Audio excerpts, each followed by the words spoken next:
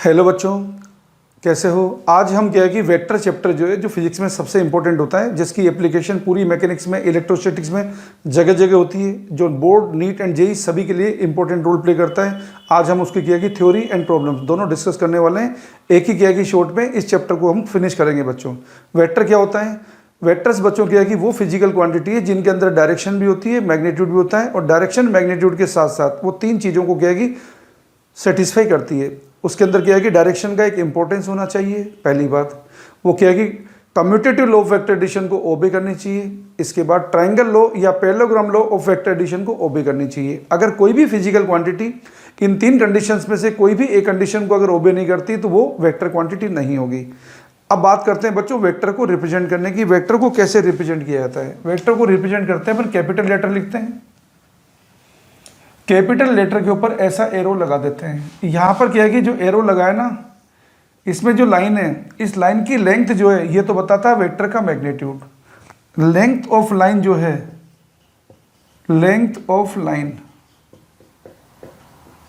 ये तो बताता है magnitude of vector.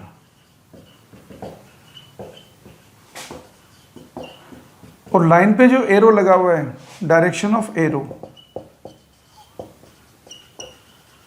On line, ये बताता है डायरेक्शन ऑफ वेक्टर। और डायरेक्शन ऑफ वेक्टर किधर से किधर होती है? ये होती है हमेशा टेल से हेड की तरफ। ये इसका टेल कहलाता है, ये इसका हेड कहलाता है। इस तरीके से हम वेक्टर को रिप्रेजेंट करते हैं। अब वेक्टर को क्या है, कई बार हमें डायरेक्शन के अकॉर्डिंग भी क्या है कि हमें रिप्रेजेंट करना होता है। वो भी आपको बता देते हैं, न्यूमेरिकल्स में बहुत इंपॉर्टेंट होता है। वो कैसे रिप्रेजेंट करेंगे देखिए। यदि ये हमारा ईस्ट है, यदि ये हमारी वेस्ट डायरेक्शन है, यदि हमारा ये नॉर्थ है, और यदि ये हमारी साउथ डायरेक्शन है। याद रखिए बच्चों, कई बार तो क्या है कि वेक्टर जो ना 45 डिग्री का एंगल बनाता है, बाइसेक्टर लाइन पर होता है।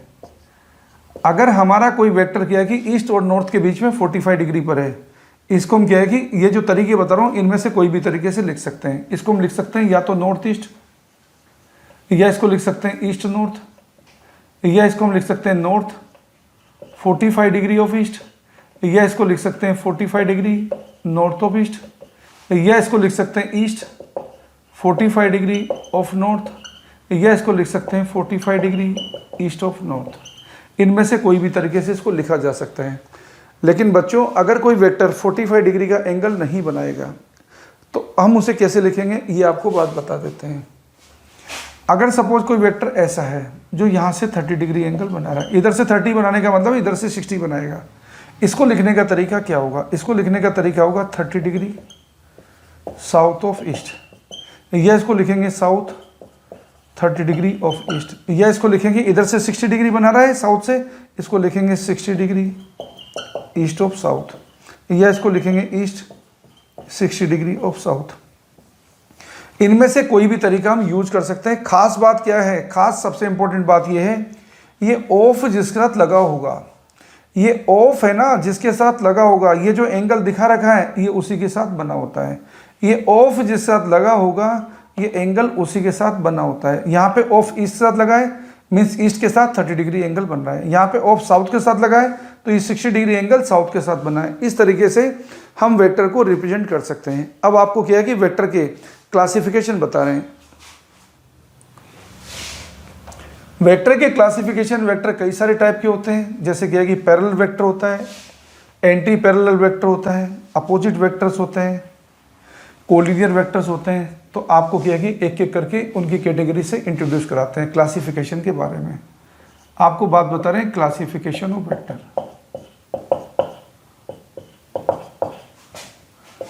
क्लासिफिकेशन ऑफ वेक्टर, सबसे पहले आपको क्या है कि लेके चलते हैं कोलिनियर वेक्टर के सेट पर।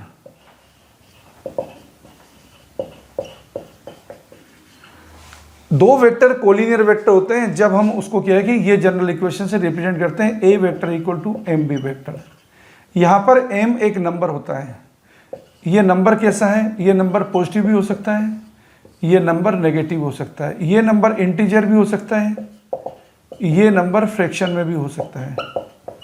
बस ये नंबर क्या नहीं होगा? ये नंबर 0 नहीं होगा, और ये नंबर क्या नहीं होगा? इमेजिनरी नहीं होगा।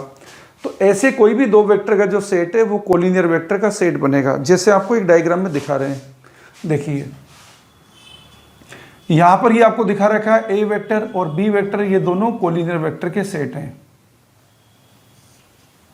अगर हम आपको ये बताते हैं ये सी वेक्टर होता और ये डी वेक्टर होता, ये दोनों भी कोलिनियर वेक्टर के सेट हैं।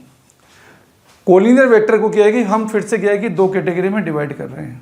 कोलिनियर वेक्टर को फिर से हम दो कैटेगरी में डिवाइड कर रहे हैं। कैटेगरी इनकी ये है, एक कैटेगरी इसकी पैरेलल वेक्टर का सेट बनती है, एक कैटेगरी इसकी एंटी पैरेलल वेक्टर का सेट बनती है। Parallel vector, anti parallel vector.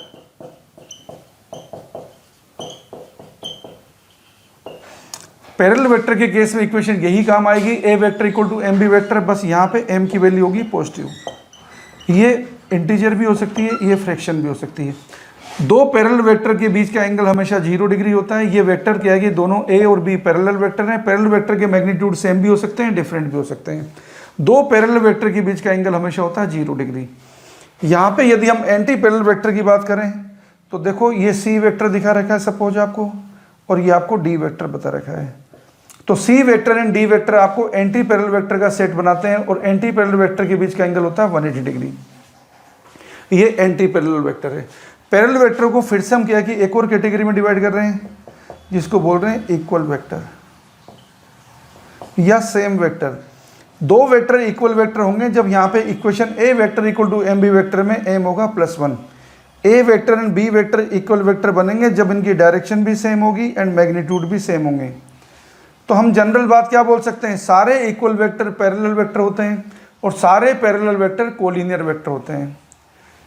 Anti parallel vector को फिर से हम क्या है कि एक और क्या है कि कैटेगरी बता रहे हैं इसकी स्पेशल, जिसको बोलते हैं नेगेटिव वेक्टर या अपोजिट वेक्टर। दो वेक्टर नेगेटिव वेक्टर कहलाते हैं जब m की वैल्यू होती है यहाँ पे -1। C vector and D vector एक दूसरे के अपोजिट वेक्टर होंगे। C vector and D vector एक दूसरे के अपोजिट वेक्टर होंगे जब इनकी डायरेक्शन अपोजिट होगी एंड मैग्नीट्यूड सेम होंगे। हम लिखेंगे यहाँ पर C vector equal to -D vector. तो आपको ये बात पता चल गई, दुनिया में सारे एंटी पैरेलल वेक्टर जो हैं वो कोलिनियर वेक्टर होते हैं। सारे नेगेटिव वेक्टर एंटी पैरेलल हैं, सारे एंटी पैरेलल कोलिनियर हैं। सारे कोलिनियर जरूरी नहीं है पैरेलल हो क्योंकि वो एंटी पैरेलल भी हो सकते हैं। सारे पैरेलल वेक्टर जरूरी इक्वल वेक्टर हो क्योंकि वो अनइक्वल भी हो सकते हैं। आप क्या है कि इस तरीके से क्या है कि ये तो एक सबसे ब्रॉड क्लासिफिकेशन हो गया है। अब आप पैरेलल वेक्टर का कभी कभी ऐसा क्वेश्चन भी आता है जो आपको क्या है कि अभी थोड़ी देर में डिस्कस करने वाले हैं। देखिए इसके बाद आपको नेक्स्ट क्लासिफिकेशन बता रहे हैं यूनिट वेक्टर के बारे में, जो न्यूमेरिकल्स में बहुत ज़्यादा पूछा जाता है। वेक्टर का नाम ही वेक्टर की डेफिनेशन है। वेक्टर का नाम ही वेक्टर की डेफिनेशन है। नाम बता रहे हैं आपको यूनिट वेक्टर। यूनिट वेक्टर को क्या है कि बुक्स में स्मॉल लेटर से रिप्रेजेंट किया जाता है, उसके ऊपर कैप लगा देते हैं। यूनिट वेक्टर में क्या है कि कुछ खास बातें होती है। पहली बात सुनिए, हर यूनिट वेक्टर का मैग्नीट्यूड 1 होता है। यूनिट वेक्टर किसी वेक्टर की डायरेक्शन बताने का काम करता है, और यूनिट वेक्टर की खुद की कोई यूनिट नहीं होती है। यूनिट वेक्टर जो है उसको स्मॉल लेटर के ऊपर कैप लगा के रिप्रेजेंट करते हैं। यूनिट वेक्टर को लिखते हैं अपन vector divide by magnitude vector. Suppose अपन ए कैप लिख रहे हैं, ये लिखेंगे vector divide by magnitude of vector. Magnitude को ऐसे भी लिखा जाता है, मैग्नीट्यूड को ऐसे भी लिखा जाता है। तो जब भी आपको किसी वेक्टर को एक्सप्रेस करना होगा तो वेक्टर को एक्सप्रेस करने का तरीका vector equal to magnitude of vector multiply by unit vector in the direction of vector. ये वेक्टर को एक्सप्रेस करने का तरीका है। सपोज आपको कोई बोलता है a force of 50 newton is acting on a body in +x direction. +x direction में यदि यूनिट वेक्टर आई कैप है तो हम लिखेंगे उसको F equal to 50 I cap. Concept easy बनाने के लिए हमने क्या है कि XYZ डायरेक्शन में क्या है कि यूनिट वेक्टर से एज्यूम कर रखे हैं। +x +y and +z direction में हमने यूनिट वेक्टर माना है आई कैप, जे कैप एंड के कैप। ये कन्वेंशन है, कोई रूल नहीं है, चाहे तो आप इसे चेंज कर सकते हैं। तो -x -y -j डायरेक्शन में यूनिट वेक्टर्स हो जाएंगे -i cap, -j cap and -k cap. उस तरीके से अपन यूज कर लेंगे। ये हमारा यूनिट वेक्टर का कंसेप्ट है। दुनिया में जो भी यूनिट वेक्टर होगा हर यूनिट वेक्टर का मैग्नीट्यूड 1 होता है। हर यूनिट वेक्टर का मैग्नीट्यूड 1 होता है। ये यूनिट वेक्टर की सबसे खास बात है। अब आपको क्या है कि बात बताते हैं position vector and displacement vector के बारे में। वेक्टर का नाम ही वेक्टर की डेफिनेशन है। जैसा आपको बोला है, नाम है इसका पोजीशन वेक्टर। पोजीशन वेक्टर का मीनिंग है ऐसा वेक्टर जो किसी पार्टिकल की पोजीशन बताएगा, उसे बोलेंगे position vector. Position vector reference frame पे डिपेंड करेगा, मींस ऑब्जर्वेशन क्या है कि पॉइंट पे डिपेंड करेगा। डिस्प्लेसमेंट वेक्टर क्या है? ऐसा वेक्टर जो किसी पार्टिकल के डिस्प्लेसमेंट को रिप्रेजेंट करेगा, उसे बोलेंगे हम displacement vector. Displacement vector reference frame पे डिपेंड नहीं करता है, डिस्प्लेसमेंट वेक्टर केवल इनिशियल एंड फाइनल पोजीशन पे डिपेंड करता है। यदि हमें क्या है कि कोई बोलता है कि कोई पार्टिकल t इक्वल टू 0 पे a पर है और t टाइम पर, ये t इक्वल टू 0 पे यहां पर है, t equal to t time पर b पे पहुंच गया है। यदि यहां पे इसके coordinate x initial, y initial and z initial है और इसके कोऑर्डिनेट यहां पे x final, y final and z final है, और हमें अगर डिस्प्लेसमेंट वेक्टर बताना है a से b तक जाने का, तो डिस्टेंस वेक्टर सीधा लिखेंगे हम final coordinate minus initial coordinate, x final minus x initial i के plus y final minus y initial j के plus z final minus z initial k के। ये हमारा होगा डिस्प्लेसमेंट वेक्टर। लेकिन यदि पोजीशन वेक्टर लिखेंगे, सपोज हम क्या है कि मेजरमेंट कर रहे हैं O पॉइंट से जिसके कोऑर्डिनेट है 0 0। अगर हम A का पोजीशन वेक्टर लिखेंगे तो A का पोजीशन वेक्टर सपोज R1 है, तो R1 वेक्टर को लिखेंगे हम x इनिशियल i के प्लस y इनिशियल j के प्लस z इनिशियल k के। अगर अपन क्या है कि B का पोजीशन वेक्टर लिखें जिसको हम R2 नाम दे रहे हैं, ये R2 है, जो क्या हो जाएगा, जो हो जाएगा हमारा x फाइनल i के प्लस y फाइनल j के प्लस z फाइनल k के। ये हमारा हो जाएगा पोजीशन वेक्टर। और यदि डिस्टेंस वेक्टर की बात करेंगे, आप वैसे निकालोगे तो डेल्टा आर आएगा यहाँ पे R2 माइनस R1।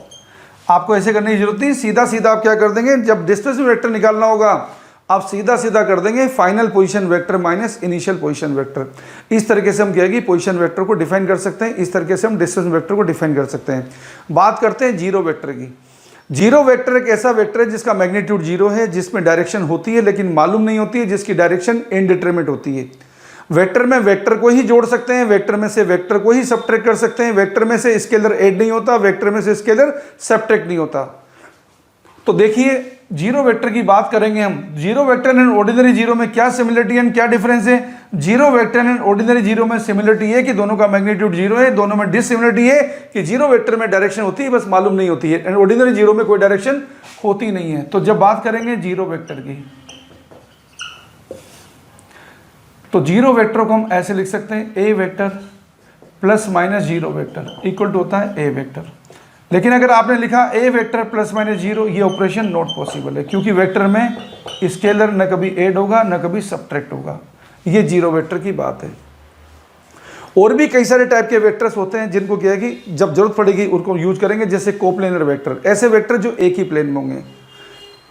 ठीक है, जैसे अपन बोलते हैं कनकरेंट वेक्टर, जो क्या है कि एक ही पॉइंट पे काम करेंगे। इस तरीके से क्या है कि कई सारे नाम होंगे। अब हम आपको क्या है कि वेक्टर की कुछ इंपॉर्टेंट प्रॉपर्टीज बता रहे हैं। देखो, जो हमारे क्या है कि वेक्टर चैप्टर में बहुत काम आती है, ये वेक्टर की इंपॉर्टेंट प्रॉपर्टीज है। वेक्टर की सबसे इंपॉर्टेंट प्रॉपर्टी जो क्या है कि नॉर्मली क्या है कि सभी जगह काम आती है, वो है वेक्टर को शिफ्ट करना, शिफ्टिंग ऑफ ए वेक्टर।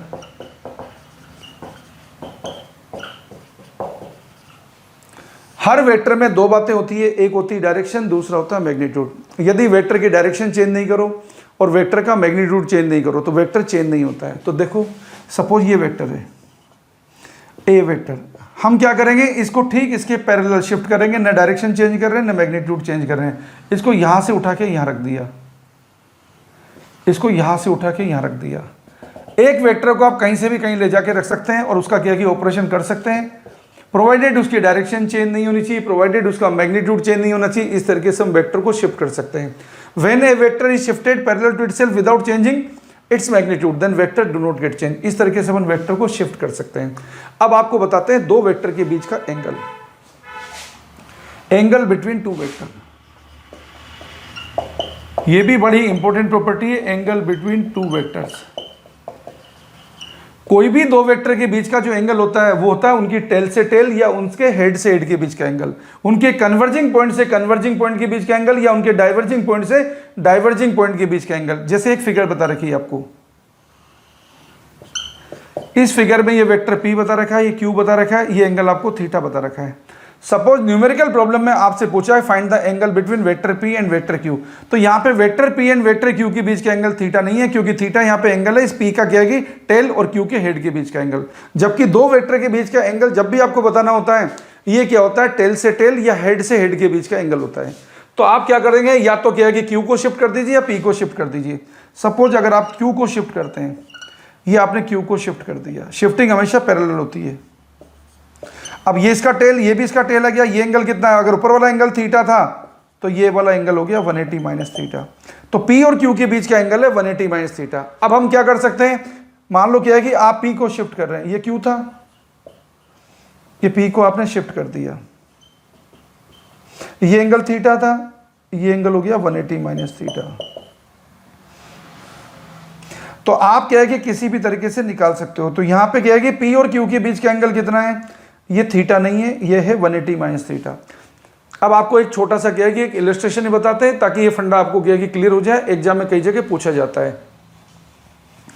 देखो यहां पे एक डायग्राम आपको दिखा रहे हैं जिसमें हमें क्या है कि दो वेक्टर के बीच का एंगल हमें निकालना है। ये हमें एक्स डायरेक्शन दे रखी है, ये हमें वाई डायरेक्शन दे रखी है, जिनके बीच का एंगल 90 डिग्री है, और ये एक वेक्टर दे रखा है ए, ये एक वेक्टर दे रखा है हमें बी, ये वेक्टर दे रखा है हमें सी, ये एंगल हमें दे रखा है 10 डिग्री, ये एंगल हमें दे रखा है 15 डिग्री, ये एंगल हमें दे रखा है 20 डिग्री। अब हमें इस डायग्राम के अंदर क्या है कि हमें निकालना है ए और बी के बीच का एंगल कितना है, vector B and vector C के बीच का एंगल कितना है, vector A and vector C के बीच का एंगल कितना है। जब हमें एंगल ढूंढना होगा A vector and B vector के बीच का एंगल, तो आपको पता है कि दो वेक्टर के बीच का एंगल क्या होता है, उनके टेल से टेल या उनके हेड से हेड के बीच का एंगल होता है। तो ए और बी के बीच का एंगल ढूंढोगे तो ये इसका टेल है, ये बी का टेल है, ये एंगल कितना 10 है, तो ये यहाँ से कितना हो गया 80 डिग्री हो गया, ये 15 डिग्री है। तो ए और बी के बीच का एंगल आपको देखने से ही पता चल रहा है, ए एंड बी के बीच का एंगल है 95 डिग्री। अगर हम बात करेंगे क्या है कि यहां पर बी एंड सी के बीच के एंगल की, तो आप क्या करेंगे, बिल्कुल सीधा सिंपल काम करेंगे। आप क्या है कि डायग्राम को साफ सुथरा बनाया करो ताकि क्या है कि गलती ना हो। नीट जेई में स्पेशली आप इस बात को ध्यान रखेंगे। ये एंगल 15 डिग्री दे रखा था, इस वेक्टर सी को शिफ्ट कर लीजिए, ये सी को शिफ्ट कर लिया, ये एंगल 20 डिग्री था तो ये भी 20 डिग्री रहेगा। अब ये 15 है और ये 20 है, तो बी और सी के बीच का एंगल हो गया 35 डिग्री। अब आपको क्या है कि बात बताते हैं ए एंड सी के बीच के एंगल का। आपको ए वेक्टर इधर दे रखा था, इसको यहीं बना देते हैं, कोई दिक्कत नहीं है क्योंकि इसमें कोई कचरा पट्टी नहीं होगी। ये 10 डिग्री दिया था, ये 10 डिग्री, ये 20 डिग्री मिला के कितना हो गया 30 डिग्री, पूरा एंगल 90 था, तो ये एंगल कितना हो गया 60 डिग्री। तो ए एंड सी के बीच का एंगल आ गया 60 degree. Vector A and vector C के बीच का एंगल आ गया 60 डिग्री। इस तरीके से बन गया है कि दो वेक्टर के बीच का एंगल निकाल सकते हैं। अब आपको बताते हैं वेक्टर के कंपोनेंट या वेक्टर के रिजोल्यूशन करना, ये बड़ा इंपॉर्टेंट होता है, जगह जगह हमको इसकी जरूरत पड़ती है। कंपोनेंट दो टाइप के निकाले जाते हैं, या तो प्लेन में किया जाता है या स्पेस पे किया जाता है। प्लेन में जब कंपोनेंट करते हैं इसको बोलते हैं 2 डायमेंशनल रिजोल्यूशन, जब स्पेस में करते हैं इसको बोलते हैं 3 डायमेंशनल रिजोल्यूशन। तो देखते हैं, पहले आपको बता रहे हैं 2 dimensional resolution, 2 dimensional resolution of A vector.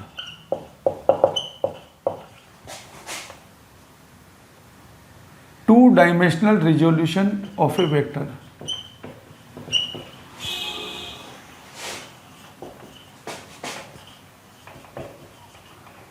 देखो ये आपको क्या है कि एक वेक्टर दिखा रखा है जिसके हमें क्या है कि कंपोनेंट करने हैं प्लेन में। ये वेक्टर ए दिखा रखा है, इसके हमें कंपोनेंट करने हैं प्लेन में, ये यहां से थीटा एंगल बना रहा है। कंपोनेंट करने का तरीका, जिस वेक्टर के कंपोनेंट करने हैं, जिस एक्सिस के अलोंग करने हैं, उसी एक्सिस पे आपको परपेंडिकुलर ड्रॉप कर देना है। सपोज ए वेक्टर के कंपोनेंट करने हैं, एक्स एक्सिस के अलोंग करने हैं, तो एक्स एक्सिस पे क्या कर देंगे, परपेंडिकुलर ड्रॉप कर देंगे। यहां से लेके यहां तक की जो लेंथ है वेक्टर ए का, एक्स डायरेक्शन में कंपोनेंट कहलाएगा। अब हमको वाई में कंपोनेंट निकालना, तो वाई डायरेक्शन पे परपेंडिकुलर ड्रॉप कर देंगे।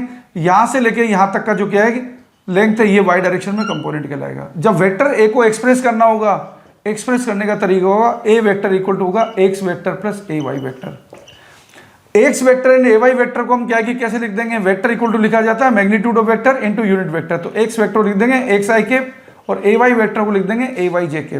आई cap J cap X and Y direction unit vector है, एक्स ए वाई इस vector X and A Y इस वेक्टर के क्या है कि एक्स एंड वाई डायरेक्शन में कंपोनेंट है, जिनकी वैल्यू हम ट्रिग्नोमेट्री से निकाल सकते हैं। अगर राइट एंगल ट्राइंगल को यूज करेंगे कोस थीटा क्या आएगा, बेस अपॉन हाइपोटेनियस, तो कोस थीटा आएगा आपके पास एक्स अपॉन ए, तो यहां से एक्स मिलेगा ए कोस थीटा। अगर बात करेंगे साइन थीटा की, साइन थीटा आएगा ए वाई अपॉन ए, तो ए वाई कितना आएगा, ए वाई आएगा ए साइन थीटा। आप सीधी सिंपल सी बात ये भी याद रख सकते हो, जिधर एंगल बन रहा है उधर की साइड के कंपोनेंट में कोस आता है, दूसरी साइड के कंपोनेंट में साइन आता है।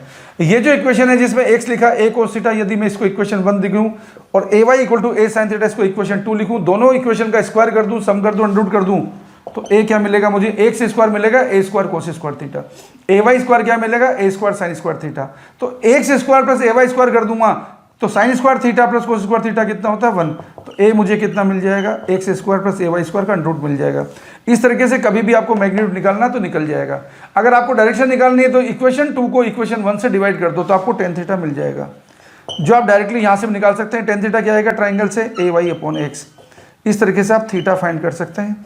थीटा आएगा टेन इनवर्स ए वाई अपॉन एक्स, ये बहुत जगह काम आएगा आपके। इस तरीके से क्या है कि अपन थीटा निकाल सकते हैं। ये बात हो गई हमारी क्या है कि वेक्टर के कंपोनेंट करने की। अब कंपोनेंट में क्या है कि कुछ और खास बात देखिए, यदि आप क्या है कि यहाँ पे क्या है कि इस वेक्टर जो हमारी एक्सिस है, एक्स और वाई एक्सिस है, अगर इस एक्स वाई एक्सिस को क्या है कि अपन 360 डिग्री से घुमाते हैं या इंटीजर मल्टीपल में घुमाते हैं, तो क्या है कि न तो वेक्टर चेंज होगा न वेक्टर के कंपोनेंट चेंज होंगे। लेकिन अगर 360 डिग्री या 360 डिग्री इंटीजर मल्टीपल के अलावा किसी और एंगल में घुमा देंगे तो वेक्टर तो चेंज नहीं होगा लेकिन वेक्टर के कंपोनेंट चेंज हो जाएंगे। सिमिलरली यदि वेक्टर को हम रोटेट करते हैं 360 डिग्री इंटीजर मल्टीपल में तो क्या होगा, न वेक्टर चेंज होगा और न वेक्टर के कंपोनेंट चेंज होंगे अगर एक्सिस फिक्स है तो। अगर आप इसको 360 डिग्री या 360 डिग्री के इंटीजर मल्टीपल के अलावा किसी जगह घुमा देंगे तो क्या हो जाएगा, तो वेक्टर चेंज हो जाएगा, उसके कंपोनेंट भी बदल जाएंगे। तो ये हमारा क्या है कि वेक्टर का क्राइटेरिया हो गया, कुछ इसके रिजल्ट्स हो गए। अब अपन बात करेंगे यहां पर 3 डायमेंशनल रिजोल्यूशन की। 3 डायमेंशनल रिजोल्यूशन को समझने के पहले आपको एक छोटा सा क्वेश्चन बता देते हैं। देखिए, सपोज आपको दिया है, ये फोर्स दिया है, कितना दिया है 40 न्यूटन, और ये एंगल दे रखा है 37 डिग्री। आपको पूछा है कि इस वेक्टर के क्या है कि कंपोनेंट बताइए, तो एफ एक्स कितना आएगा, एफ एक्स आएगा एफ कोस 37, जो कितना हो जाएगा 40 कोस 37, जो कितना हो जाएगा 40 इंटू 3/5, कोस 37 डिग्री की वैल्यू होती है 3/5, ये कितना हो जाएगा 24 न्यूटन। अगर आप बात करेंगे एफ वाई की, एफ आई कितना आएगा 40 साइन 37, जो कितना होगा 40 इंटू 3/5, जो कितना होगा 5 से कट जाएगा 8 बार, जो कितना हो जाएगा 24 न्यूटन। कोस 37 की वैल्यू बच्चों 4/5 थी, ये कितना होगा 8 बार कटेगा, ये आएगा 32 न्यूटन। अगर हमें क्या है कि इस फोर्स को क्या है कि वेक्टर फॉर्म में लिखना है, तो वेक्टर फॉर्म में, यूनिट वेक्टर फॉर्म में क्या हो जाएगा, इसका आ जाएगा 32 आई कैप प्लस 24 जे कैप। अगर वापस आप क्या है कि इसका मैग्नीट्यूड निकालना चाहोगे तो कितना हो जाएगा 32 स्क्वायर प्लस 24 स्क्वायर का अंडर रूट करोगे तो फिर से आपको 40 न्यूटन मिल जाएगा। इस तरीके से आप क्या है कि क्रॉस वेरिफिकेशन भी कर सकते हैं, इस तरीके से आप क्या है कि कंपोनेंट कर सकते हैं। एक बात कंपोनेंट करते टाइम ध्यान रखना, ये फर्स्ट क्वाड्रेंट है, इसमें एक्स और वाई दोनों कंपोनेंट पॉजिटिव होंगे। ये सेकंड क्वाड्रेंट है, इसमें एक्स नेगेटिव होगा वाई पॉजिटिव होगा। थर्ड क्वाड्रेंट में एक्स भी नेगेटिव होगा वाई भी नेगेटिव होगा। फोर्थ क्वाड्रेंट में एक्स पॉजिटिव होगा वाई नेगेटिव होगा। ये ध्यान रखना है आपको, ये कंपोनेंट करते टाइम ध्यान रखना है। कंपोनेंट करते टाइम ये भी ध्यान रखना है कि यहाँ पे एक्स वाई लिखा है या एक्स जेड लिखा है या वाई जेड लिखा है, उसी के अकॉर्डिंग आप यूनिट वेक्टर लिखेंगे। यूनिट वेक्टर को लिखते टाइम ये भी याद रखेंगे उसने पर्टिकुलर यूनिट वेक्टर को क्या है कि किससे डिनोट करा है, वरना आपसे गलती हो सकती है। तो देखिए, ये हमारे किया कि कुछ जनरल बातें थी। अब आपको बता रहे हैं 3 डायमेंशनल रिजोल्यूशन। जब स्पेस में क्या है कि रिजोल्यूशन करना होता है, ये एक डिफिकल्ट टास्क हो जाती है, क्योंकि स्पेस में क्या है कि चीज़ों को, एंगल को विजुअलाइज करना बहुत मुश्किल काम होता है। अब आपको बता रहे हैं 3 dimensional resolution of A vector. Suppose हमारा कोई वेक्टर है, ऐसा कोई वेक्टर है, सपोज ये कोई वेक्टर है ए वेक्टर, ये एक्स एक्सिस से एंगल बना रहा है अल्फा, ये वाई एक्सिस है, वाई से एंगल बना रहा है बीटा, और ये जेड एक्सिस है, इससे एंगल बना रहा है गामा। अब हमें इससे कंपोनेंट निकालने हैं। ये हमें क्या है कि दिया हुआ है, ये हमारा वेक्टर, ये हमारी डायरेक्शन एक्स है, ये हमारी डायरेक्शन वाई है, ये डायरेक्शन हमारी जेड है, और ये हमारा वेक्टर था। ए वेक्टर सपोज एक्स डायरेक्शन से कितना एंगल बना रहा है अल्फा, वाई डायरेक्शन से कितना एंगल बना रहा है बीटा, और जेड डायरेक्शन से कितना एंगल बना रहा है गामा। ये हमें क्वेश्चन दे रखा है। ए वेक्टर हमारा X Y and Z direction से एंगल बना रहा है अल्फा बीटा एंड गामा, और हमें क्या है कि ये हमने एज्यूम कर लिया कि इस वेक्टर ए के एक्स वाई जे डायरेक्शन में कंपोनेंट क्या है, X A Y and A Z. तो आप इसको क्या है कि सिंपल वे में क्या है कि क्या क्या यूज करेंगे, जो टर्मिनोलॉजी यूज करेंगे वो आपको बता रहे हैं। ए वेक्टर को लिख देंगे आप x vector plus A Y vector plus A Z vector, जिसे आप लिख देंगे x I cap plus A Y J cap plus A Z के केप। और यदि आप इसका मैग्नीट्यूड लिखना चाहेंगे तो ये मैग्नीट्यूड होगा, जो आएगा आई केप जे केप और के केप की जो कोफिशिएंट है उनका स्क्वायर कर दो, सम कर दो और अंडर रूट कर दो, ये इसका मैग्नीट्यूड है। अब बच्चों क्या है कि अगर हमें x A Y A Z को लिखना है तो एक्स को लिखेंगे ए कोस अल्फा, ए वाई को लिखेंगे ए कोस बीटा, ए जेड को लिखेंगे ए कोस गामा। ये cos alpha, cos beta and cos gamma, इनको बोलते हैं direction cosines. Cos alpha, cos beta and cos gamma को बोलते हैं direction cosines along X Y and Z direction respectively. Popular questions बनते हैं इनके, देखो कोस अल्फा को कैसे निकालेंगे, X upon A, cos beta को कैसे निकालेंगे, A Y upon A, cos gamma को कैसे निकालेंगे, ए जेड अपॉन ए। ए कितना था, under root X square plus A Y square plus A Z square. इनको सोल्व करेंगे ना तो आपको एक स्टैंडर्ड रिलेशन मिलेगा जो कई बार आपके न्यूमेरिकल में काम आएगा। Cos square alpha plus cos square beta plus cos square gamma equal to मिलेगा आपको 1।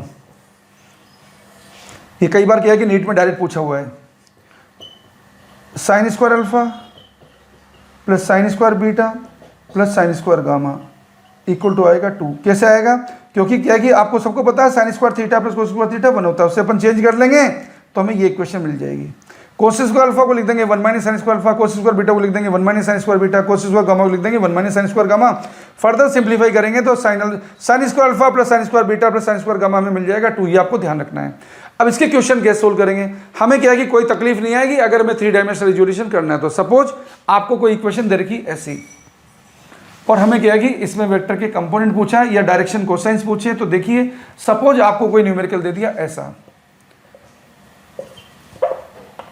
एक फोर्स दिया आपको जिसमें लिखा 2i के माइनस 3j के प्लस 4k के, और हमें क्वेश्चन में क्या पूछा है, हमें क्वेश्चन में पूछा है find the direction cosines of this force along X Y and Z directions respectively. बहुत सिंपल है निकालना।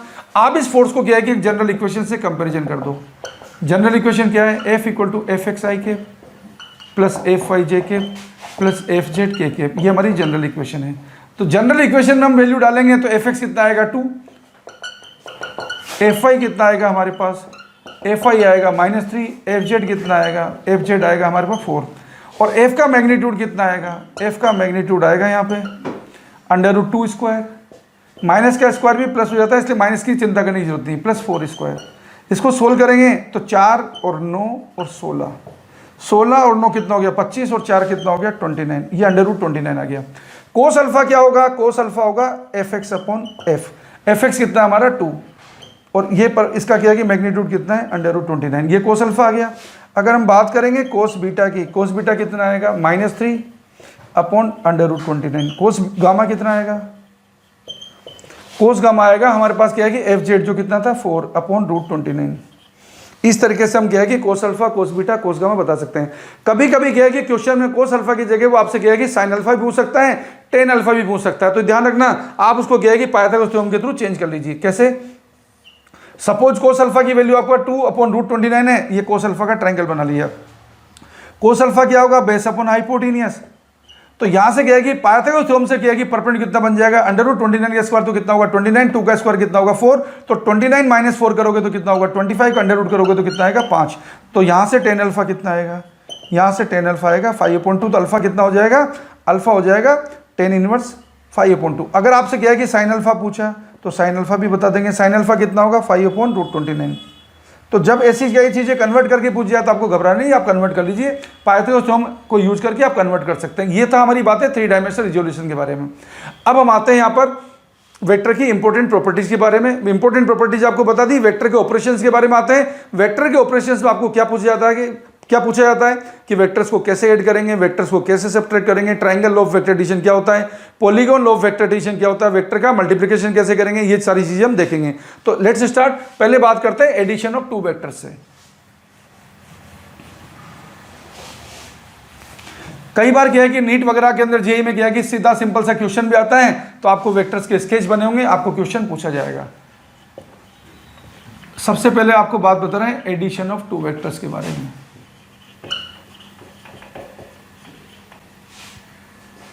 देखो ये आपको सपोज क्या है कि कोई दो वेक्टर दे रखे हैं, ये ए वेक्टर दे रखा है, ये सपोज आपको बी वेक्टर दे रखा है, और आपको न्यूमेरिकल में बोला है कि ए प्लस बी का ऑपरेशन करके बताइए।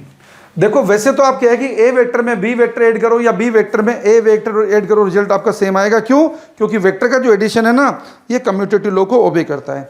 लेकिन फिर भी यहां पे वेक्टर एडिशन का एक रूल बना हुआ है, ये फर्स्ट वेक्टर है, फर्स्ट वेक्टर को हम रखेंगे फिक्स, ये सेकेंड वेक्टर है, इसको हम रखेंगे शिफ्ट। जब भी आपको दो वेक्टर ऐड करना होगा, इसको पढ़ेंगे क्या, add vector B to vector है, और इसको कैसे करेंगे, आप क्या है कि सेकंड वेक्टर को शिफ्ट करेंगे, सेकंड वेक्टर को ऐसे शिफ्ट करोगे कि सेकंड वेक्टर का टेल फर्स्ट वेक्टर के हेड पे आ जाए, और रिजल्टेंट वेक्टर क्या बनेगा, फर्स्ट वेक्टर के टेल से सेकंड वेक्टर के हेड को मिलाने वाले हैं। तो बच्चों आपको क्या बताया, कैसे आप ऐड करोगे, सेकंड वेक्टर को शिफ्ट करोगे, शिफ्टिंग आपको पता है, पैरेलल शिफ्ट करते हैं, सेकंड वेक्टर को शिफ्ट करो और इस तरीके से शिफ्ट करो कि सेकंड वेक्टर का क्या है कि जो टेल है ये फर्स्ट वेक्टर के हेड पर आ जाए। रिजल्टेंट क्या बनेगा, फर्स्ट वेक्टर के टेल से सेकेंड वेक्टर के हेड को मिलाने वाला लाइन, ये बनेगा रिजल्टेंट। ये हमारा हो गया आर, जो क्या हो गया ए प्लस बी वेक्टर। याद रखिए वेक्टर का एडिशन कम्यूटेटिव लॉ को ओबे करता है, means A plus B vector equal to होता है B vector plus A vector, कोई फर्क नहीं पड़ेगा। वेक्टर एडिशन किसको ओबे करता है, कम्यूटेटिव लॉ को ओबे करता है, इसको ये ओबे करता है। ये बात हुई वेक्टर एडिशन की। अब आपको क्या है कि बात बताते हैं सब्ट्रैक्शन ऑफ टू वेक्टर्स के बारे में। देखो सपोज आपको क्या है कि वेक्टर को सब्ट्रैक्ट करना है, अगर आपको वेक्टर को सब्ट्रैक्ट करना है, सब्ट्रैक्शन ऑफ टू वेक्टर्स, अगर आपको किसी ने पूछा कि ए वेक्टर माइनस बी वेक्टर करिए, बहुत इंपॉर्टेंट है, काइनेमेटिक्स में कई बार आपको पूछा जाएगा चेंज इन वेलोसिटी बताओ, इलेक्ट्रोस्टैटिक्स में कई बार क्या है कि वेक्टर शिफ्ट करने होंगे फोर्स वगैरह में, तो आपको जरूरत पड़ेगी। आप क्या है कि अगर ये बात आप जानते हैं तो फटाफट कर देंगे। बच्चों इसको पढ़ेंगे, ए वेक्टर में से बी वेक्टर को सब्ट्रैक्ट करना है, और इसको हम लिखेंगे A vector plus minus B vector. A vector में से बी वेक्टर को सब्ट्रैक्ट करने का मीनिंग है ए वेक्टर में बी वेक्टर के नेगेटिव वेक्टर को ऐड करना। अब क्या है कि नेगेटिव वेक्टर क्या होता है, जिसकी डायरेक्शन अपोजिट होती है, मैग्नीट्यूड सेम होता है, इस बी वेक्टर का नेगेटिव वेक्टर ये है। अब आपको क्या करना है, इस ए वेक्टर में माइनस बी वेक्टर को ऐड करना है। ऐड करने का तरीका आपको पता ही है कि फर्स्ट वेक्टर के हेड पर सेकंड का टेल रखेंगे, सेकंड को शिफ्ट करके लाओ। ये ए वेक्टर था, ये सेकंड को शिफ्ट करके ला रहे हैं, ये सेकंड कौन सा वेक्टर है, माइनस बी वेक्टर, इसको हमने शिफ्ट करना है। सेकंड वेक्टर को इस तरह शिफ्ट करेंगे कि सेकंड का टेल फर्स्ट वेक्टर के हेड पर आ जाए। रिजल्टेंट क्या बनेगा, फर्स्ट वेक्टर के क्या है कि टेल से सेकंड वेक्टर के हेड को मिलाने वाला लाइन, तो आर वेक्टर है यहाँ पर A vector plus minus B vector. एक इंपॉर्टेंट बात है जो आप याद रखना कि वेक्टर का जो सब्ट्रैक्शन है ये कम्यूटेटिव लॉ को ओबे नहीं करता है। A vector minus B vector equal नहीं होता है B vector minus A vector के, ये कम्यूटेटिव लॉ को ओबे नहीं करता है।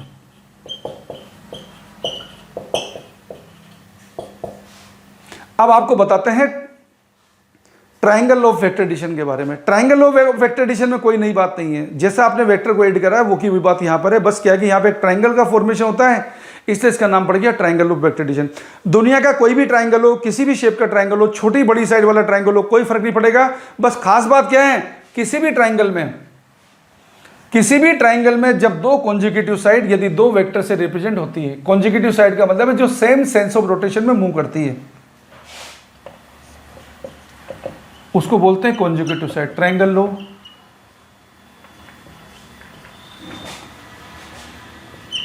Of vector addition.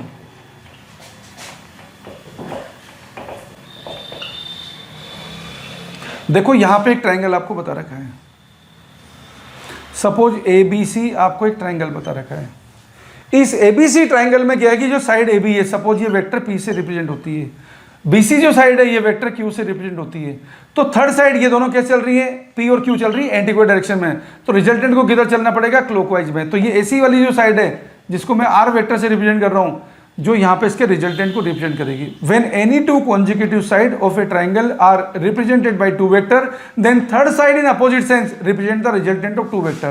तो R वेक्टर बनेगा यहाँ पे P vector plus Q vector. ऐसा कोई जरूरी नहीं है कि हमेशा क्या है कि बड़ी साइड ही रिजल्टेंट को रिप्रेजेंट करेगी, छोटी भी कर सकती है। देखो कैसे, सपोज आपका डायग्राम ऐसा है, सपोज आपको इसने लिखा ए वेक्टर, इसको लिखा आपने बी वेक्टर, इसको लिखा आपने सी वेक्टर। तो ट्रायंगल ऑफ वेक्टर एडिशन के अकॉर्डिंग यहां पे इक्वेशन क्या बनेगी, A vector plus B vector equal to बनेगा सी वेक्टर। ये ध्यान रखिए, ऐसा कोई जरूरी नहीं कि हमेशा बड़ी साइड ही क्या है कि रिजल्टेंट वेक्टर को रिप्रेजेंट करेगी। आपको ध्यान यही रखना है जो आपको पता है। ये तो था ट्रायंगल ऑफ वेक्टर एडिशन। अब आपको क्या की बात बताते हैं पॉलीगॉन ऑफ वेक्टर एडिशन के बारे में। जब हम दो या दो से ज्यादा वेक्टर्स को ऐड करेंगे तो हम क्या कि उसको रिप्रेजेंट करेंगे पॉलीगॉन लॉ से। Polygon law of vector addition.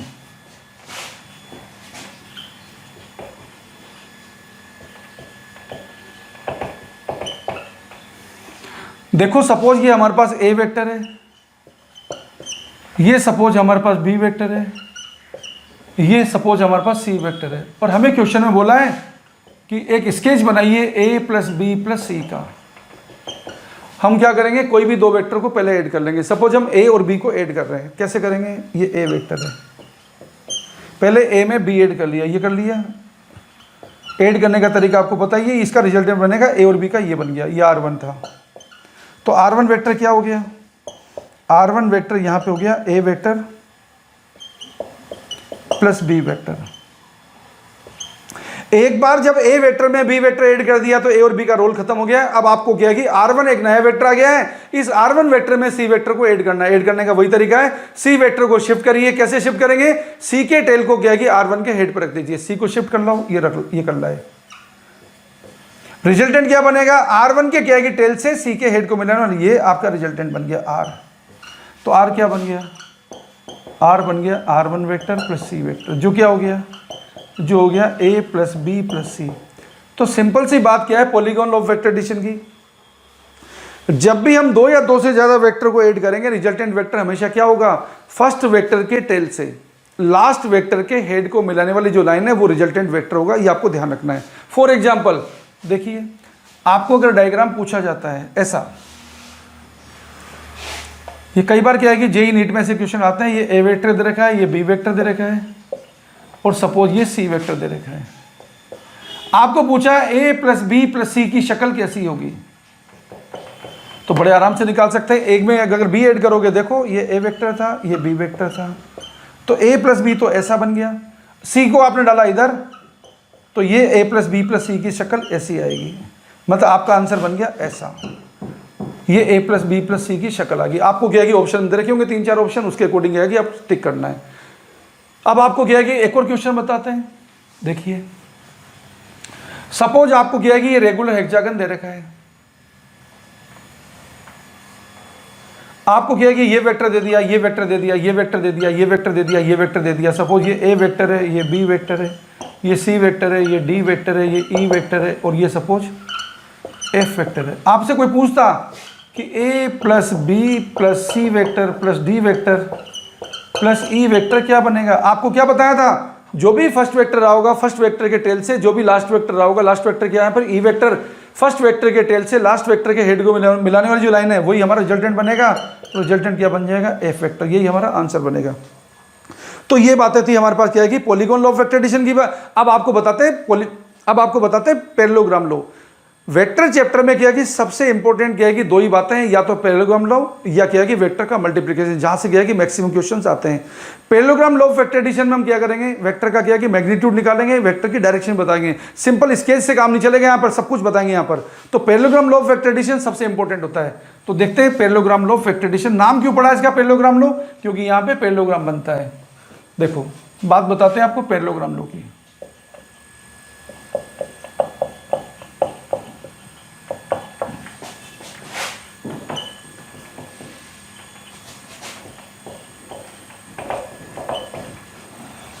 यहां पे सपोज हम ये दो वेक्टर हैं P और Q, जिनको हम ऐड कर रहे हैं, जिनके बीच का एंगल थीटा है। अब हम ये फाइंड करना चाहते हैं इनका क्या है कि जो रिजल्टेंट है वो कितना आएगा, और रिजल्टेंट P से कितना एंगल बनाएगा या Q से कितना एंगल बनाएगा, ये हम फाइंड करेंगे। तो देखो P में जब हम Q ऐड कर रहे हैं, ऐड करने का तरीका हमें पता है, Q को हम शिफ्ट कर देंगे, ये Q को शिफ्ट कर दिया। सबको मालूम है रिजल्टेंट क्या बनेगा P और Q का, ये क्या है कि P के टेल से Q के हेड को मिलाने लाइन, ये रिजल्टेंट बनेगा। अब हमें इस R की वैल्यू भी निकालनी है, R का P के साथ बना एंगल भी निकालना, जो हमने मान लिया अल्फा। इसका नाम पैरेललोग्राम क्यों पड़ा, क्योंकि क्या एक लाइन यहाँ खींच दो तो पैरेललोग्राम लो बन गया। अब हमें क्या है कि R निकालना है, R निकालने के लिए हम क्या कर रहे हैं, इसके नाम लिख दो कुछ भी, A B C। अब हम क्या कर रहे हैं, इस लाइन को क्या कि थोड़ा सा एक्सटेंड कर दिया। ये एंगल देखो थीटा है, ये वेक्टर इसके पैरेलल है, ये एंगल अगर थीटा है तो ये भी एंगल थीटा होगा। अब हम क्या कर रहे हैं, अब हम Q के कंपोनेंट कर रहे हैं। कंपोनेंट करने का तरीका आपको पहले से ही पता है। कंपोनेंट करने के लिए क्या है कि C से यहाँ परपेंडिकुलर ड्रॉप कर रहे हैं, इसका नाम N रख दिया। जिधर एंगल बनता है उधर कोस वाला कंपोनेंट आता है, ये हो गया Q कोस थीटा, दूसरी साइड साइन वाला कंपोनेंट आता है Q साइन थीटा। आप देख सकते हैं ANC राइट एंगल ट्राइंगल है। राइट एंगल ट्राइंगल में हम क्या लगा देते हैं, पाइथागोरस थ्योरम लगा देते हैं। तो क्या लगेगी equation, AC square equal to बनेगा N square plus CN square, जिसको हम सोल्व करेंगे। N कितना है, P plus Q cos theta, और ये कितना है, CN कितना है, Q साइन थीटा। तो सोल्व करेंगे तो R क्या आएगा, P plus Q cos theta का square plus Q sine theta का स्क्वायर, ये हमारी इक्वेशन आएगी। जिसको फर्दर सोल्व करेंगे तो R आएगा कितना, ये हो जाएगा P square plus Q square cos square theta plus 2PQ cos theta, ये बनेगा Q square sine square theta. और सबको मालूम है sine square theta plus cos square theta 1 होता है। तो R का फाइनल सॉल्यूशन आएगा, ये जो आपको याद रखना है, 2PQ कोस थीटा। ये थीटा क्या होगा, जिन वेक्टर को हम ऐड कर रहे हैं उनके बीच का एंगल है। ये बड़ी इंपॉर्टेंट इक्वेशन है, वेक्टर चैप्टर के अंदर जगह जगह काम आएगी। ये रिजल्टेंट है P और Q का। अगर हमें एंगल निकालना है तो ट्राइंगल ANC यूज करेंगे। tan अल्फा कितना आएगा, tan अल्फा, ये एंगल निकालने का कंसेप्ट भी क्या है कि न्यूमेरिकल में बहुत काम आएगा। tan अल्फा आएगा Q साइन थीटा, मतलब perpendicular base Q sine theta upon P plus Q cos theta, ये tan अल्फा आ गया। सबसे इंपॉर्टेंट बात यह है कि वेक्टर का एंगल जिसके साथ बनाओगे ना, एंगल किसके साथ बता रहे हो, P के साथ, ऊपर Q आएगा। अगर एंगल Q किसके साथ बताओगे, Q के साथ, सपोज ये एंगल बीटा है, जिसके साथ एंगल बताते हो ऊपर दूसरा वेक्टर आता है तो आएगा P साइन थीटा। ये इंपॉर्टेंट बात है, इसको याद रखना। डिवाइड आएगा Q plus P cos theta. ये बड़ी इंपॉर्टेंट बात है, क्योंकि ये क्वेश्चन कई क्वेश्चन में क्या है कि काम आएगी, और जब ये पता नहीं होती तो हम क्या है कि हमारे लिए डिफिकल्टी आती है क्वेश्चन सोल्व करने में। अब आपको क्या है कि parallelogram law of vector addition की मदद से हम क्या है कि वेक्टर्स के क्वेश्चन जो ना चुटकियों में सोल्व करते हैं, जेईई मेंस के और नीट के। कैसे सोल्व करते हैं, कुछ इंपॉर्टेंट रिजल्ट है जो आपको बताते हैं। पहला इंपॉर्टेंट रिजल्ट याद रखिए, जब भी जिंदगी में दो वेक्टर सेम मैग्नीट्यूड के होंगे, जब भी जिंदगी में दो वेक्टर सेम मैग्नीट्यूड के होंगे, रिजल्टेंट हमेशा उनके एंगुलर बाइसेक्टर से पास होगा। ये पहला रिजल्ट है। ये सारे रिजल्ट हमने किया कि यहाँ से मैथमेटिकली कैलकुलेट करें और बच्चों की हेल्प के लिए, ताकि क्वेश्चन जल्दी सोल्व कर सके, उनके माइंड में ट्रिक्स बन सके। आप 5 मिनट के क्वेश्चन को क्या है कि 10 सेकंड में सोल्व कर सकें, उनमें ये क्या है कि ट्रिक्स काम आएगी। तो पहला रिजल्ट क्या है, जब भी दो वेक्टर सेम मैग्नीट्यूड के होंगे, रिजल्टेंट कहां से पास होगा, एंगुलर बाइसेक्टर से। कहां से पास होगा, एंगुलर बाइसेक्टर से। When two vectors are of same magnitude,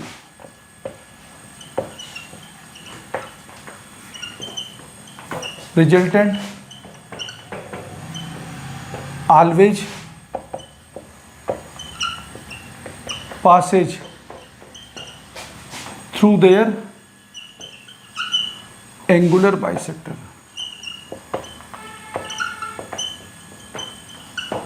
दूसरी बात देखो, अगर दो वेक्टर क्या है कि सेम मैग्नीट्यूड के हैं और उनके बीच का एंगल क्या है कि सपोज 60 डिग्री है, तो याद रखिए रिजल्टेंट आएगा P√3। वैल्यू रख देंगे और सोल्व कर लेंगे। अगर दो वेक्टर सेम मैग्नीट्यूड के हैं और उनके बीच का एंगल 0 डिग्री है, तो रिजल्टेंट आएगा P प्लस Q। ये रिजल्टेंट की वैल्यू मैक्सिमम जो 2P बन जाएगा। ये बड़ा इंपॉर्टेंट रिजल्ट है। जब भी दो वेक्टर के बीच का एंगल 0 डिग्री और रिजल्टेंट मैक्सिमम होगा, जैसे अगर एक बॉडी पे 2 फोर्स लग रहे हैं, 3 न्यूटन 4 न्यूटन, तो मैक्सिमम वैल्यू कितनी आएगी, 7 न्यूटन। ओके, याद रखिए। नेक्स्ट बात देखिए, अगर दो वेक्टर P और Q अगर सेम मैग्नीट्यूड के हैं और एंगल कितना है उनके बीच में 1 डिग्री, तो रिजल्टेंट 0 आएगा या रिजल्टेंट मिनिमम आएगा। कितना आएगा, P माइनस Q। अगर P Q से बड़ा है तो तो याद रखिए, अगर आपसे क्या है कि बोला कि एक बॉडी पे दो फोर्स लग रहे हैं 3 न्यूटन 4 न्यूटन, तो मैक्सिमम वैल्यू कितनी आएगी 7 न्यूटन, मिनिमम वैल्यू कितनी आएगी 1 न्यूटन। तो कई बार क्या है कि मैक्सिमम मिनिमम वैल्यू निकालने में क्वेश्चन काम आता है, डायरेक्ट निकाल सकते हो आप। नेक्स्ट बात देखिए, फिफ्थ रिजल्ट देखिए, अगर दो वेक्टर क्या है कि मान लो सेम मैग्नीट्यूड के हैं, दो वेक्टर सेम मैग्नीट्यूड के हैं और उनके बीच का एंगल 120 डिग्री है, कोस 120 होता है -1/2, तो रिजल्टेंट की वैल्यू आएगी किसी एक वेक्टर के मैग्नीट्यूड के इक्वल। ये इंपॉर्टेंट रिजल्ट्स हैं जिनको न्यूमेरिकल्स में अगर आप यूज करेंगे तो क्या है कि क्वेश्चन आप सोल्व कर देंगे चुटकियों में। कैसे सोल्व करेंगे, देखो कुछ क्वेश्चन देखते हैं अपन। सपोज आपको बोला एक बॉडी पे दो फोर्स लगे हुए हैं, when two forces of 3 Newton and 4 Newton are acting on a body, then effect of which force cannot be realized by application of two forces। आपको आंसर दिए हैं 6 न्यूटन, आपको आंसर दिया है 2 न्यूटन, आपको आंसर दिया है 8 न्यूटन, आपको आंसर दिया है 3 न्यूटन। आप देख सकते हैं कि 3 न्यूटन 4 न्यूटन दो फोर्स को ऐड करेंगे, मैक्सिमम वैल्यू कितनी मिलेगी 7, मिनिमम कितनी मिलेगी 1। 1 से 7 के बीच में कुछ भी मिलेगा तो 6 न्यूटन मिलेगा, 2 न्यूटन मिलेगा, 3 न्यूटन मिलेगा, तो क्या नहीं मिलेगा 8 न्यूटन नहीं मिलेगा, क्योंकि क्या है कि 3 न्यूटन 4 न्यूटन को ऐड करने पर मैक्सिमम वैल्यू कितनी होती है 7 न्यूटन। तो यहां पे क्या है कि 8 न्यूटन फोर्स का इफेक्ट नहीं मिलेगा। कभी कभी क्या है कि क्वेश्चन इक्विलिब्रियम बेस्ड आते हैं, अगर क्या है कि कोई भी क्या है कि इस बॉडी अगर ट्रांसलेट इक्विलिब्रियम होगी तो क्या होगा, उस पर नेट फोर्स का क्या है कि सम क्या होना चाहिए, वेक्टर सम 0 होना चाहिए। तो कई बार क्वेश्चन ऐसा पूछा जाता है, तो देखते हैं वो क्वेश्चन भी। आपको पूछा जाता है in which of the following cases the system can be in translatory equilibrium, in which of the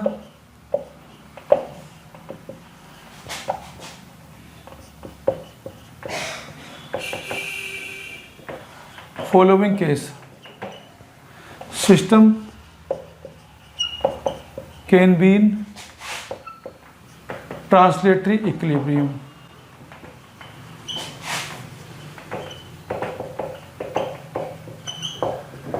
देखो आपको ऑप्शन दिया है F1 3 फोर्स लगे हुए हैं 10 न्यूटन, F2 दिया है 20 न्यूटन, F3 दिया है 30 न्यूटन। दूसरा ऑप्शन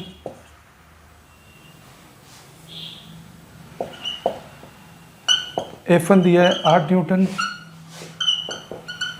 F2 दिया है 4 न्यूटन, F3 दिया है 2 न्यूटन। तीसरा दिया है F1 दिया है 4 न्यूटन, F2 दिया है 20 न्यूटन, F3 दिया आपको 25 न्यूटन। चौथा दिया है F1 दिया है 3 न्यूटन, F2 दिया है 4 न्यूटन और F3 दिया है 8 न्यूटन। अब हमें पूछा कि कौन से वाले केस में सिस्टम हमारा ट्रांसलेटरी इक्विलिब्रियम में आएगा, जिसमें वेक्टर सम ऑफ फोर्सेस 0 आ जाएगा। आप क्या है कि शुरू के दो फोर्स जोड़ लिया करो, कंफ्यूजन चक्कर मत पड़ा करो कि पहला जोड़ेंगे लास्ट का जोड़ेंगे, क्योंकि इतना टाइम नहीं होता एग्जाम में। अब आप पहले ऑप्शन को देखो तो 10 न्यूटन 20 न्यूटन के दो फोर्स हैं, इसकी मैक्सिमम वैल्यू कितनी आएगी 30, मिनिमम कितनी आएगी 10। कैसे आएगी 10 + 20 एंड 20 - 10। तो यहाँ पे क्या है कि 10 न्यूटन 20 न्यूटन का रिजल्टेंट कहाँ से कहाँ के बीच में लाई करेगा, 10 न्यूटन से 30 न्यूटन के बीच में लाई करेगा। और तीसरा फोर्स कितना है 30 न्यूटन, तो 30 न्यूटन का फोर्स 30 न्यूटन के फोर्स को कैंसिल कर देगा। तो ये वाला केस ट्रांसलेटरी इक्विलिब्रियम में आ जाएगा। दूसरे केस को देखिए 8 न्यूटन 4 न्यूटन है, अगर क्या है कि ऑप्शन में एक सिंगल चॉइस है तो आपको चेक करने की जरूरत नहीं, पहला ही आंसर आ गया। लेकिन अगर आपको क्या है कि मल्टीपल चॉइस है, 8 न्यूटन 4 न्यूटन है, मैक्सिमम वैल्यू कितनी आएगी 12 न्यूटन, मिनिमम वैल्यू कितनी आएगी 4 न्यूटन। मैक्सिमम कैसे आई 8 + 4, मिनिमम कैसे आई 8 - 4। अब 8 + 4 का क्या है कि मिनिमम वैल्यू कितनी आ रही 4 न्यूटन, यहाँ पे कितना आ रहा है 2 न्यूटन। तो क्या है कि 4 न्यूटन से क्या है कि 2 न्यूटन बैलेंस नहीं होगा। ओके, तो ये वाला केस नेट फोर्स यहाँ पे 0 नहीं बनेगा, ये केस ट्रांसलेटरी इक्विलिब्रियम में नहीं आ पाएगा। तो हमारा ऑप्शन हो गया यहाँ पे 1। आप ऑप्शन 3 को भी चेक करके बता देता हूँ। 4 न्यूटन 20 न्यूटन को चेक करोगे, एक बॉडी पे लगे हुए हैं, मैक्सिमम वैल्यू कितनी आएगी 24 न्यूटन, मिनिमम कितनी आएगी, मिनिमम आएगी 20 - 4 16 न्यूटन। जबकि यहाँ पे फोर्स कितना दे रखा है, थर्ड फोर्स 25 न्यूटन, तो 20 न्यूटन 4 न्यूटन से मैक्सिमम वैल्यू कितनी आ सकती है 24, जबकि ये कितना दे रखा है 25 न्यूटन। 24 न्यूटन के फोर्स से 25 न्यूटन का फोर्स कैंसिल नहीं हो सकता, तो ये वाला केस भी ट्रांसलेट इक्विलिब्रियम में नहीं आएगा। फोर्थ केस देखिए, F1 दे रखा 3 न्यूटन, F2 दे रखा 4 न्यूटन। 3 न्यूटन 4 न्यूटन का मैक्सिमम वैल्यू कितनी आएगी 7 न्यूटन, मिनिमम वैल्यू कितनी आएगी 4 - 3 1 न्यूटन। तो 1 न्यूटन और 7 न्यूटन के बीच का कुछ मिलेगा, लेकिन F3 कितना दे रखा 8 न्यूटन, तो कहने का मतलब 7 न्यूटन से 8 न्यूटन का फोर्स बैलेंस नहीं होगा, तो ये वाला केस भी ट्रांसलेट इक्विलिब्रियम में नहीं बनेगा। तो हमारा केस कौन सा आएगा, हमारा ऑप्शन बनेगा 1। यहां पे क्या है, एक लामीज थ्योरम भी है जो क्या है कि इक्विलिब्रियम को बताती है। एक बॉडी पे यदि क्या है कि 3 कंकरेंट फोर्स काम में लेंगे तो क्या है कि बॉडी इक्विलिब्रियम में कब होगी, उसके लिए एक लामी थ्योरम पॉपुलर थ्योरम है, वो आपको बता देते हैं, ये लामीज थ्योरम। आगे आप न्यूटन्स लॉज ऑफ मोशन पढ़ेंगे, उससे भी क्वेश्चन सोल्व कर सकते हैं। देखो एक बॉडी पे क्या है कि एक पॉइंट पे 3 फोर्स लग रहे हैं, F1 F2 F3,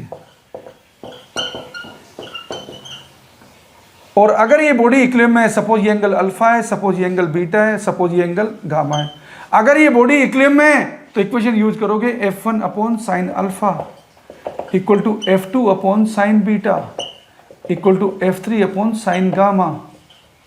इसको, इस थ्योरम को बोलते हैं लामीज थ्योरम। F1 के अपोजिट कौन है अल्फा, F2 का अपोजिट कौन है बीटा, F3 का अपोजिट कौन है गामा, इससे यूज कर देंगे, इससे बोलते हैं लामीज थ्योरम, इक्विलिब्रियम में काम मिलेंगे। अब आपको बताते हैं वेक्टर के मल्टीप्लिकेशन। वेक्टर के मल्टीप्लिकेशन हमारे 2 टाइप के हैं, एक है स्केलर प्रोडक्ट, दूसरा है वेक्टर प्रोडक्ट। स्केलर प्रोडक्ट क्यों पड़ा है उसका नाम, जब 2 वेक्टर को क्या कि मल्टीप्लाई करते हैं और हमें क्या कि रिजल्ट में क्या मिलती है स्केलर क्वांटिटी, तो उसको बोलते हैं स्केलर प्रोडक्ट। ऐसे वेक्टर को बोलते हैं, ऐसे प्रोडक्ट को बोलते हैं स्केलर प्रोडक्ट। इसको डॉट प्रोडक्ट बोलते हैं क्योंकि इसको डॉट से रिप्रेजेंट करते हैं। जब 2 वेक्टर को मल्टीप्लाई करते हैं और हमें क्या कि रिजल्ट में क्या मिलती है वेक्टर क्वांटिटी, ऐसे प्रोडक्ट को बोलते हैं वेक्टर प्रोडक्ट या क्रॉस प्रोडक्ट, क्योंकि उसको क्रॉस से रिप्रेजेंट करते हैं। तो देखते हैं अपन डॉट प्रोडक्ट को। ये बात बता रहे हैं अपन स्केलर और डॉट प्रोडक्ट।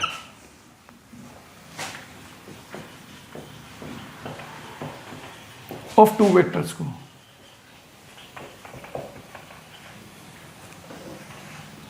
जब 2 वेक्टर का क्या है कि डॉट प्रोडक्ट लिखते हैं ना, ए डॉट बी, इसका सॉल्यूशन हमारा होता है ए का मैग्नीट्यूड, बी का मैग्नीट्यूड और ए और बी के बीच के एंगल का कोस, जिसको लिखते हैं ए बी कोस थीटा। इसके न्यूमेरिकल सोल्व करने के लिए खास बात क्या है, यदि हमारे X Y Z direction unit vector क्या I cap J cap K cap, तो I cap dot I cap equal to J cap dot J cap equal to के cap dot K cap equal to होता 1। I cap dot J cap equal to J cap dot K cap equal to के cap dot I cap equal to होता 0। दूसरा result देखिए, अगर आपको क्या है कि 2 वेक्टर के बीच का एंगल निकालना है तो सीधा आप फॉर्मूला यूज करना cos theta equal to A dot B divide by A का मैग्नीट्यूड बी का मैग्नीट्यूड। इस तरीके से हम एंगल निकाल लेंगे।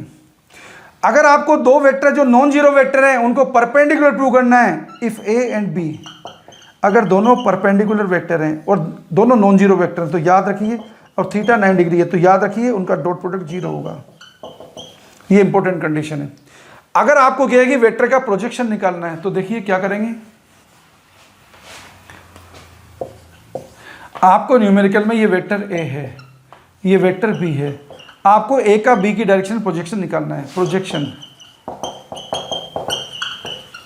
Of vector a along vector b, तो हम लिखेंगे ए का कंपाउंड कर दो ए कोस थीटा और बी की डायरेक्शन यूनिट वेक्टर से मल्टीप्लाई कर दो। इसे कई बार यू भी लिखा जाता है A vector dot B cap into B cap. इसको आप यूं भी लिख सकते हो, ये A vector dot B cap करोगे तो क्या हो गया A cos theta into B cap हो गया। इसको आप आगे क्या कर सकते हो, इसको आप बी से मल्टीप्लाई कर दो और बी से डिवाइड कर दो।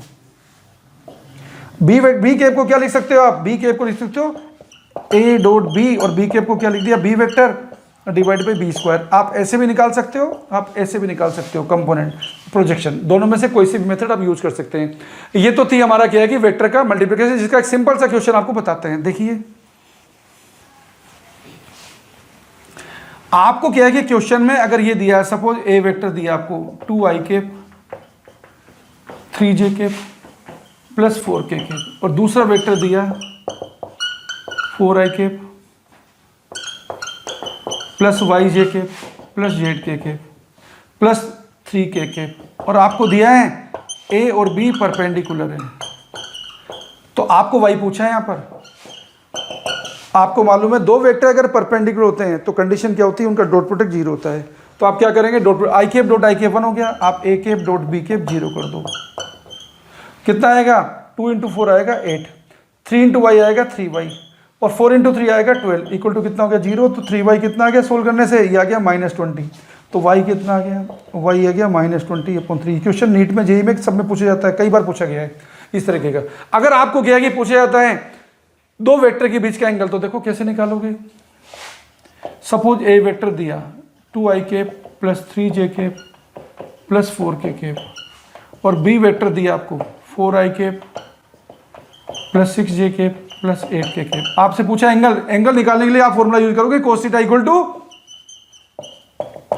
a dot B divide by a का मैग्नीट्यूड एंड b का मैग्नीट्यूड। पर यहां पे क्या है कि ये बेवकूफी नहीं करेंगे क्योंकि डायरेक्ट दिख रहा है।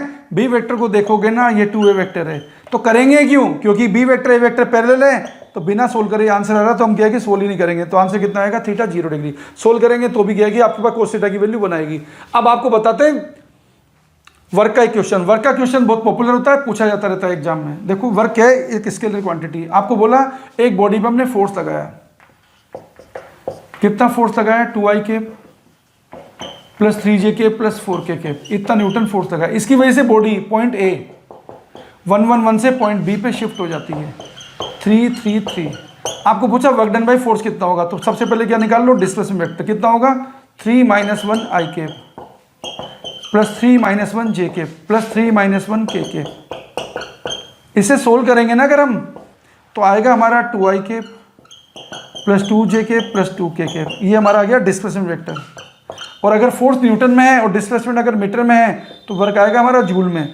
आपको पता है i cap dot i cap 1 होता है, j cap dot j cap 1 होता है, के केप डॉट के केप 1 होता है। वर्क डन क्या आ जाएगा, एफ डॉट डेल्टा एस, जो कितना हो जाएगा 2 इंटू 2 कितना हो गया 4, 3 इंटू 2 कितना हो गया 6, 4 इंटू 2 कितना हो गया 8। याद रखना आई केप का आई केप के साथ करना, जे केप का जे केप के साथ करना, के केप का के केप के साथ करना। तो 4 और 6 कितना हो गया 10, 10 और 8 कितना हो गया 18 यूनिट आएगा। यूनिट यहाँ पे जूल आएगी। ये हमारा आंसर आएगा। अब आपको बात बताते हैं वेक्टर प्रोडक्ट की, जिसको बोलते हैं क्रॉस प्रोडक्ट। अब आप देखिए cross product of two vectors.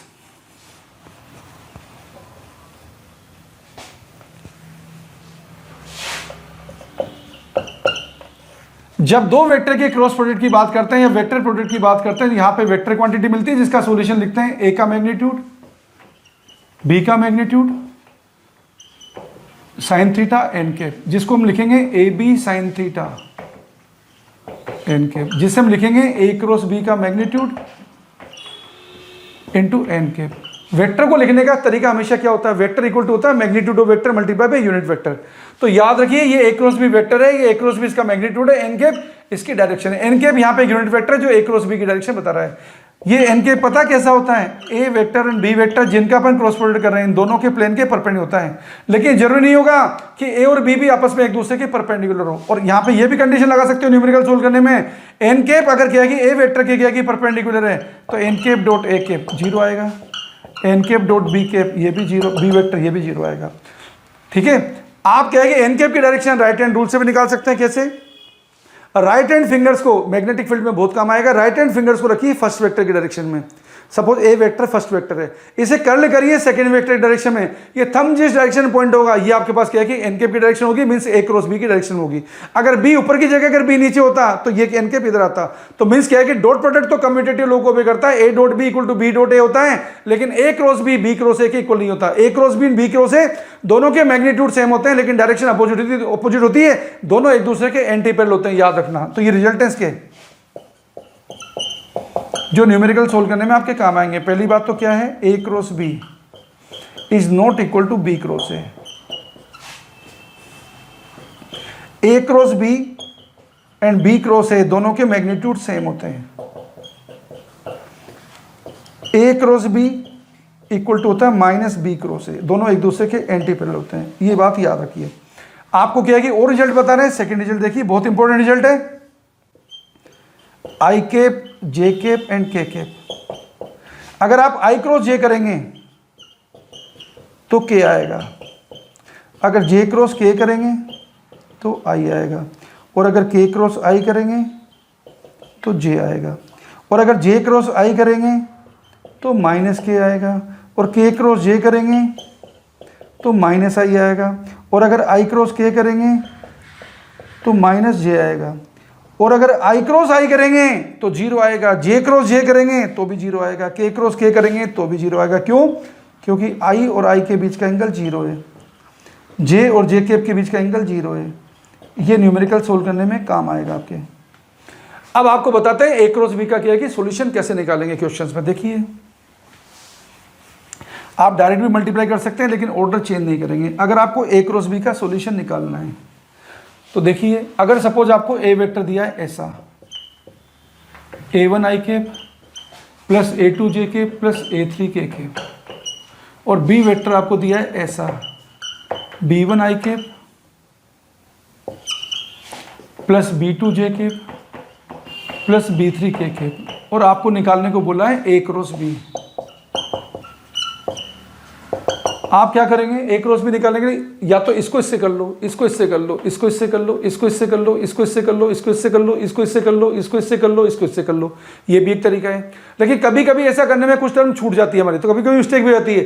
तो क्या है कि मैथमेटिक्स में इसकी मेथड बना रखी है, डिटरमिनेंट मेथड, उससे आप सोल्व कर सकते हो, जो आपको इजी पड़ेगा। कैसे करोगे उसमें, ये आपके ऊपर चॉइस है कि आप किससे करना चाहते हो। आई cap, J cap, K cap लिख दिए, लेकिन यहाँ कोफिशिएंट चेंज मत करना, ऑर्डर चेंज नहीं मत करना। क्यों? क्योंकि ए क्रॉस बी क्रॉस ए के इक्वल नहीं होता। पहले आप ए के कोफिशिएंट लिखिए, प्लस हो तो प्लस लिखना, माइनस होगा तो माइनस लिखना।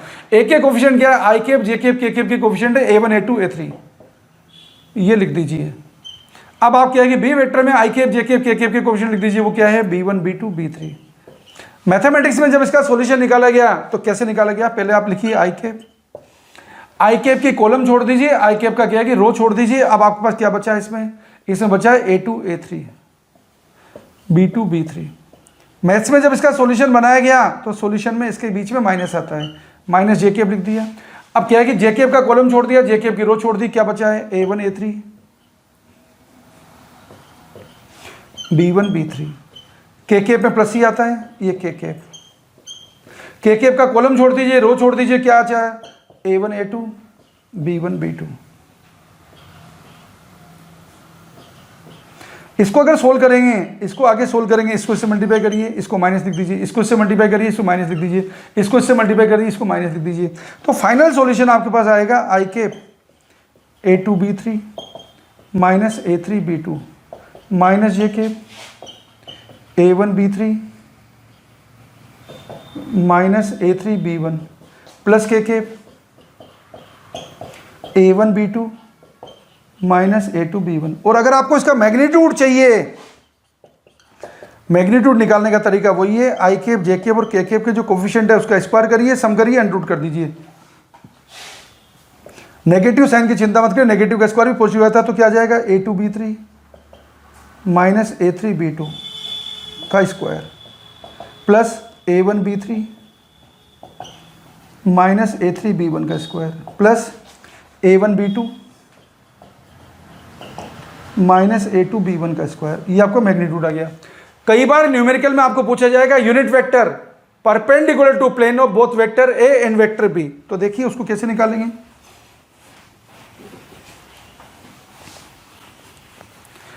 अगर आपको पूछा जाता है यूनिट वेक्टर